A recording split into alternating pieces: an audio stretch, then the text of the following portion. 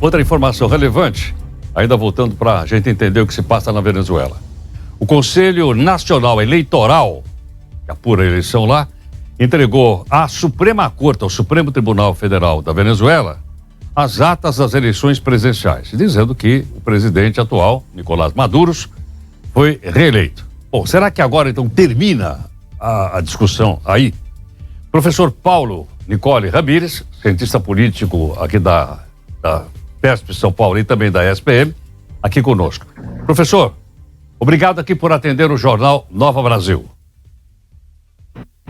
Bom dia, Heródoto. Bom dia a todos os ouvintes. Agradeço muito o convite. Professor, acaba agora a polêmica ou ela continua na sua avaliação?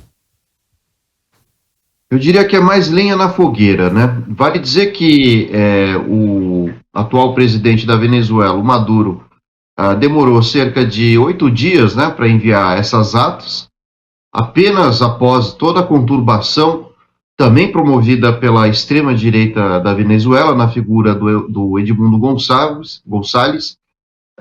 Então, hoje há duas visões totalmente diferentes sobre o que houve na Venezuela. De um lado, a situação, né, organizada pelo Maduro, dizendo que venceu as eleições e que as eleições foram legítimas, e do outro, o Edmundo Gonçalves, a oposição, dizendo que as eleições foram fraudadas e que as atas, de fato, sequer foram divulgadas, né? Além disso, há um outro implicador, né?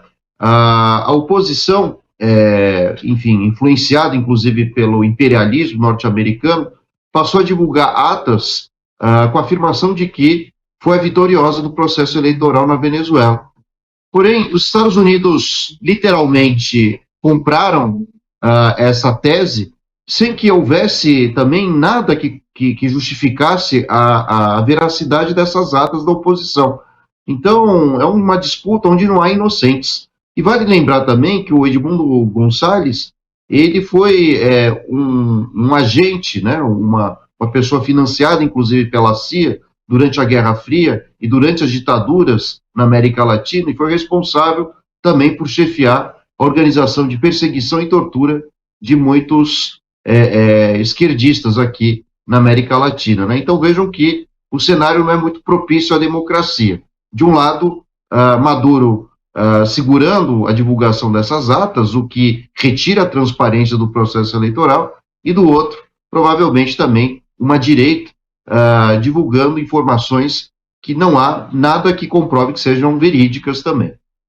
Professor Paulo Nicolé, é possível dizer que está em jogo não só a presidência da República, mas o próprio sistema político da Venezuela? Haja vista que a Venezuela é um país do socialismo do século XXI. A saída do Maduro significa desmontar o socialismo que começou a ser implantado pelo Chávez, é levado à frente pelo Maduro, e a volta, então, de uma outra economia, de uma economia de mercado?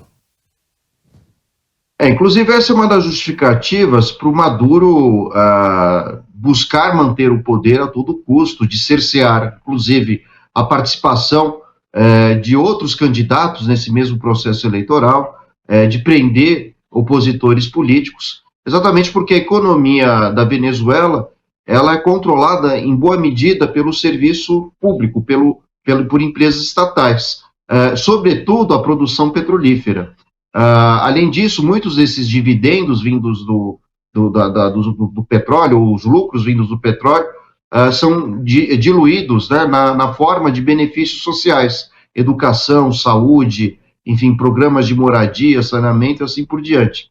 A saída de Maduro significaria um processo de destruição dessa economia estatal, né, levando a privatizações, a perda de direitos dos trabalhadores e direitos sociais como um todo. Então, por um lado, há toda uma crítica a essa falta de transparência no processo eleitoral da Venezuela e do próprio Maduro. Por outro, Maduro justifica essas suas atitudes com a ideia de que seria o fim da Revolução Bolivariana e, consequentemente, a população se encontraria numa condição ainda pior do que se encontra hoje. Então é possível dizer, professor, que esse período bolivariano não melhorou a situação geral dos venezuelanos, haja vista que um percentual muito alto ainda estão abaixo do nível da pobreza? Bom, podemos dizer que nos primeiros anos da Revolução, com Hugo Chávez, houve melhorias significativas, né, das condições de vida dos venezuelanos.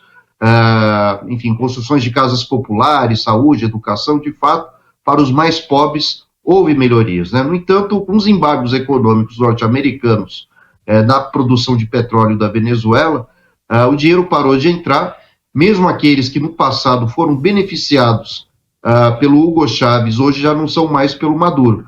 Então, os índices de miséria, de alimentação, né, baixos índices, todos eles caíram bastante. Perfeito. Professor, muito obrigado. Muito obrigado, até a próxima. Um abraço. Professor Paulo, eu agradeço. Professor Paulo Nicole Ramírez, cientista político da Escola Superior de Propaganda e Marketing, nos ajudando a entender um pouquinho mais um entrevistado aqui a respeito da questão da Venezuela.